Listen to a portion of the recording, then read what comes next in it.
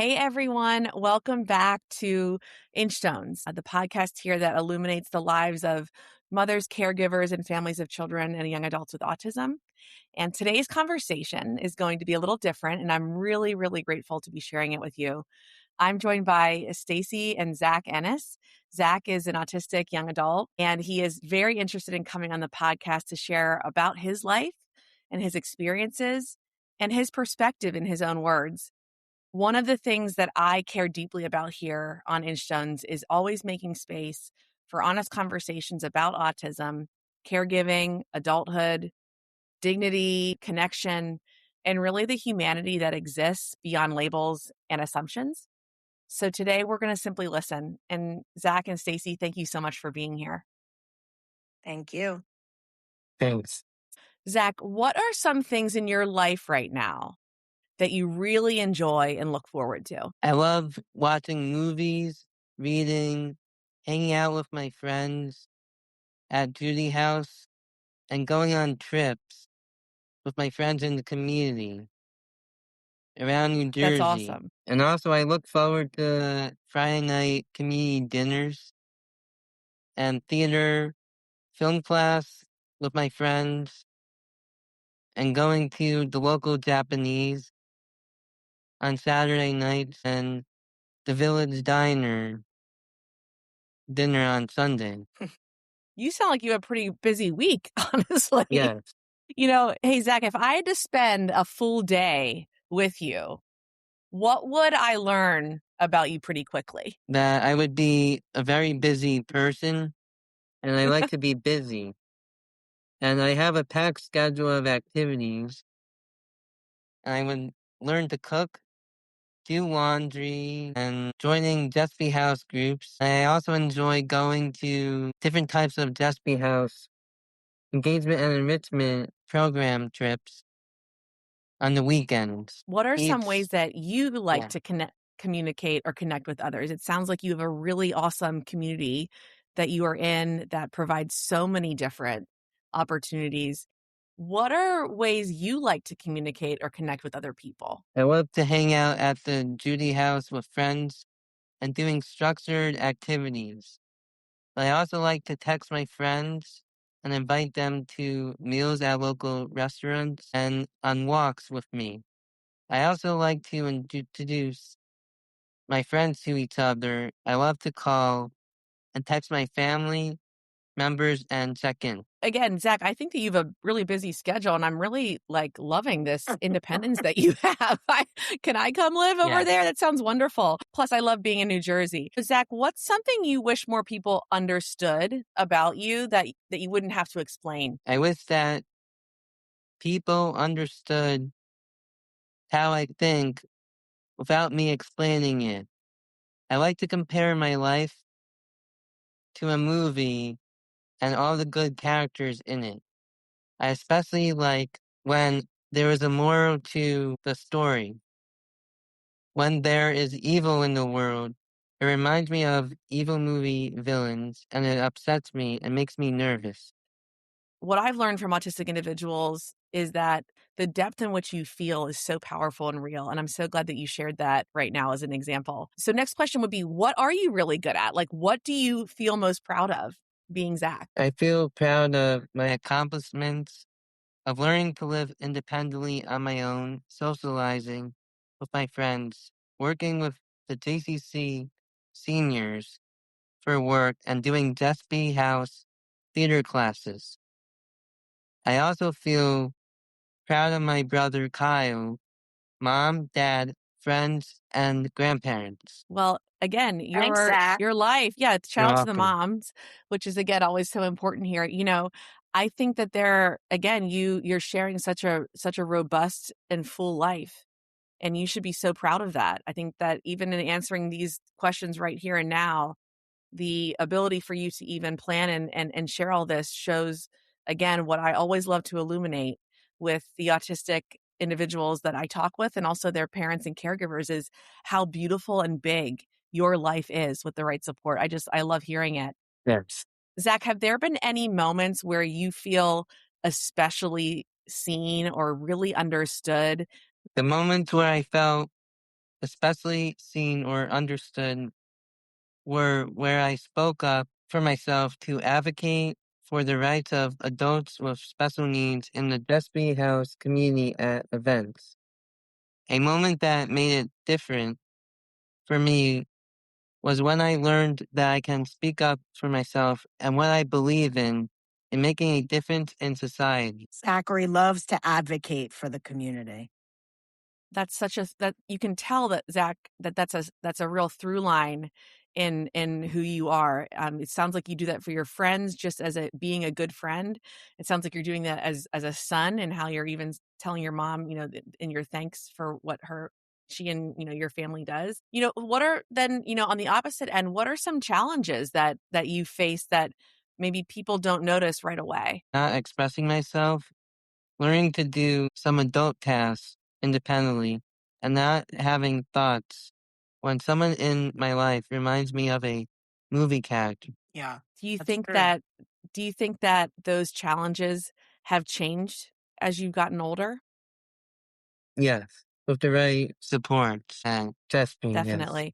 Well, Zach, what are your hopes for the future, and what makes you get excited? And are you working towards anything right now?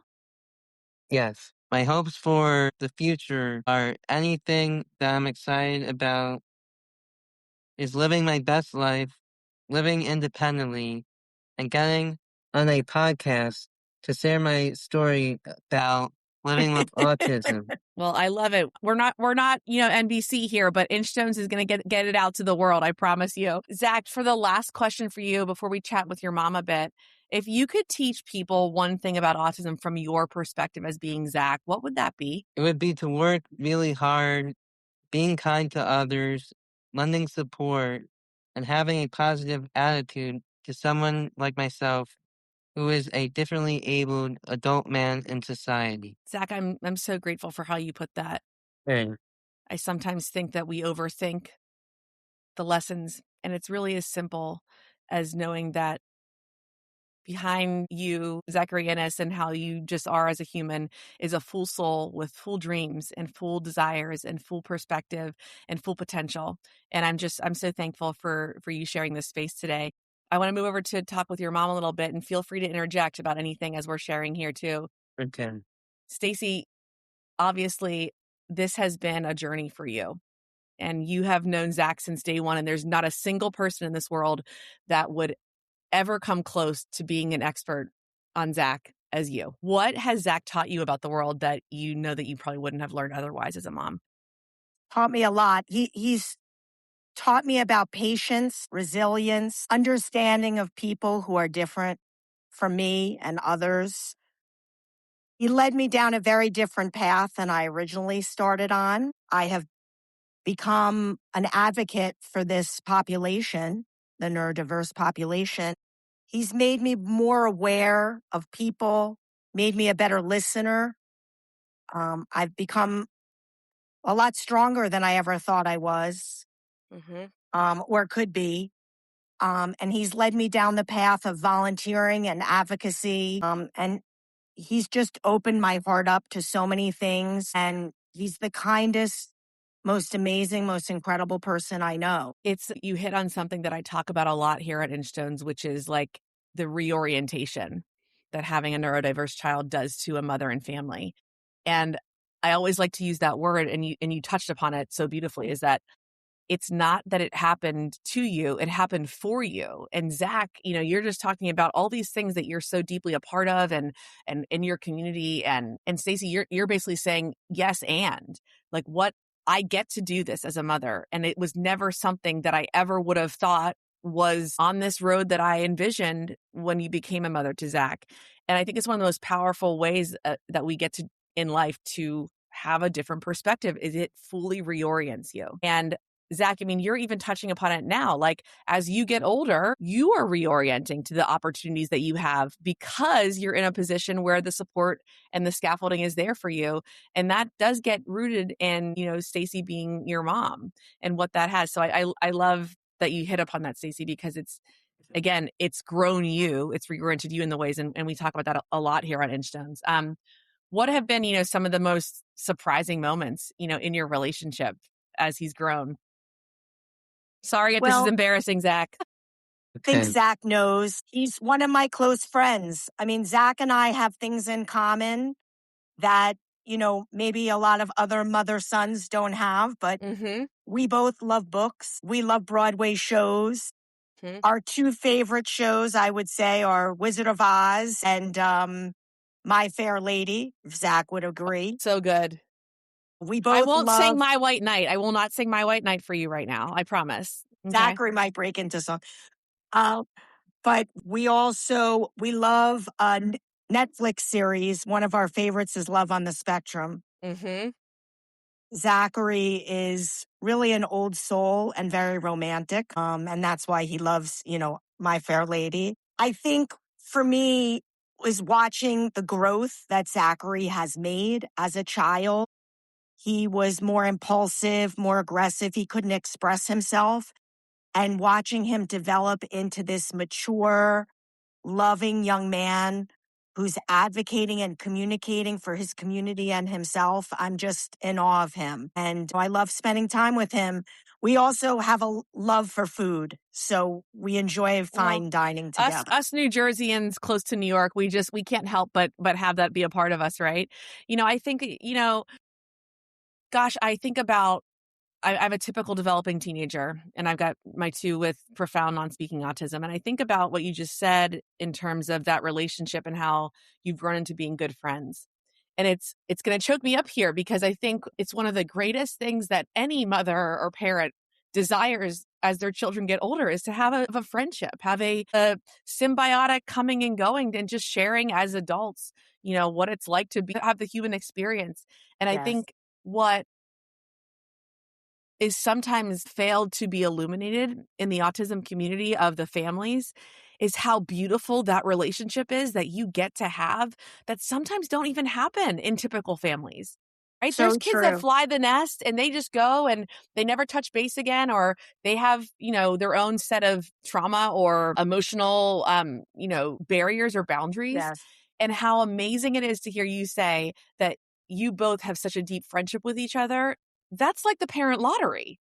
That's the parent I can tell lottery. you on that note, one of the things that Zachary does every day, and I don't know if I tell him enough how it makes my day so special, and then I'm going to get teary, is I wake up every day to a good morning mom text to have a great day and enjoy my day.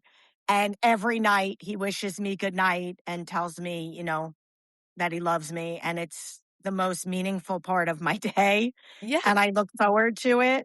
And if I don't get that text, I'm in a panic. But I think that, again, it's the beautiful byproduct of what true loving support looks like.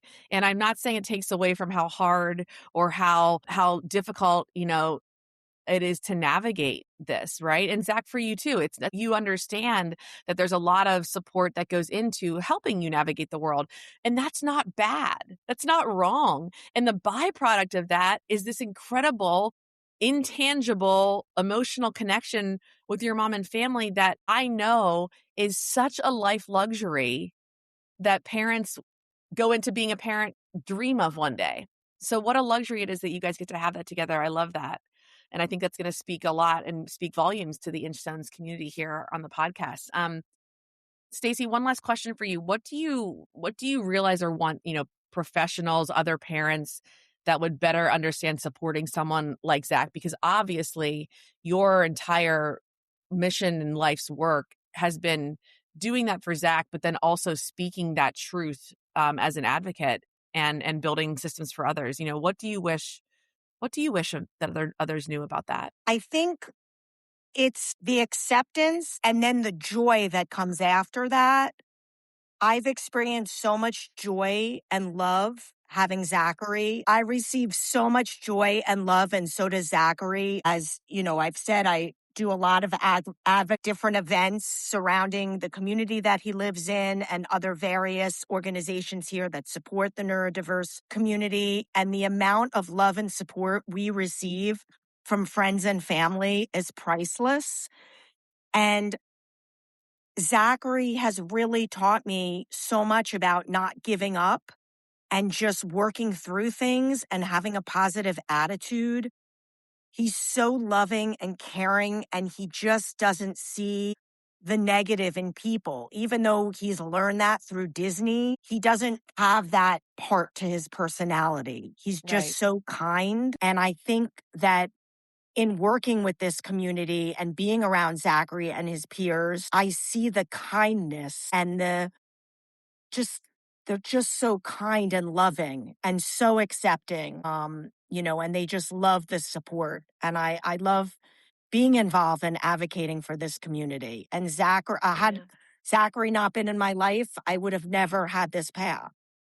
Yeah, there's always yes and. The nuance of everything is yes and the complexity is baked in to the role as is. And what it can illuminate, like you said, this kindness, this purity of heart. I experience that so much with my two, and they might not be able to speak it into words, but boy, do I see it in their eyes. And I think that that's why this entire world of autism parenting and caregiving, whether you have a child that has lower support needs and speaking and higher functioning to children like mine who will likely require 24/7 care, that doesn't divorce the fact of what it does to a mother and caregiver to evolve and to embrace and to expand these exact things of kindness, love, purity of Mhm. heart, because it's so baked in to these Yes. kids. It's so innate to them, and I love that they don't know anything else. And communication comes in many forms. And Zachary Yes. communicates very clearly a lot through texting and writing. A Mhm. lot of times I ask him to write his feelings down, and communicate that way. And that's very Right. helpful. And that's, again, I love that you talked about, you hit on a little bit the earlier days and what was experiencing. That's also just for typical mothers too, to remind you, like, there is going to be a change, and the change is part of living and growing and developing, even if that developmental path does not look typical, right? And I think that we need to that the power of the present moment doesn't go away. I have an 8-year-old little boy, and sometimes I think, what is him's autism and his whole body apraxia, and what is him just being a little 8-year-old stinker? Like, who, I don't know if you, Zach, were a climber, but good Lord, my son wants to climb on everything. And, sometimes I wonder, is that his behavior, is autism or apraxia and not understanding things, or is that just him being a little 8-year-old boy? And I think the humanity part of this is, I'm so glad that you're talking about this, is like, we get to see this from so many different angles as autism parents. And it reorients you and it can disorient us sometimes. But at the end of the day, it just expands what you know to be true about the fullness of the souls and the heart behind these kids. Yes. Well, thank you both. I think this is going to be an incredible episode that just shines the light on the mother and son aspect of things. Zach, thank you so much for answering so eloquently. And hopefully it encourages you to do more speaking and forward speaking like this on podcasts in the future and sharing them so openly. Stacey, thank you for having the perspective. I know that as a mom, walking alongside him into adulthood is the gift. And I think that your words illuminate that as well. And I just think conversations like these continue to matter more and more and really help us slow down. I think that we live in such a fast world where there's so many decisions being made about this population, what is, what isn't, what's not, what can be. And we can see the person first through these kind of Yes. conversations. And to everyone listening, thank you so much for being here on the Inchstones podcast. And we will post all the different resources and ways that you can get to know adults with autism on the spectrum and what their possibilities and where opportunities lie for them. Thank you, Thank everyone. you so much for having us. Thanks. You're so very welcome. Until next time here on the Inchstones podcast. Thanks.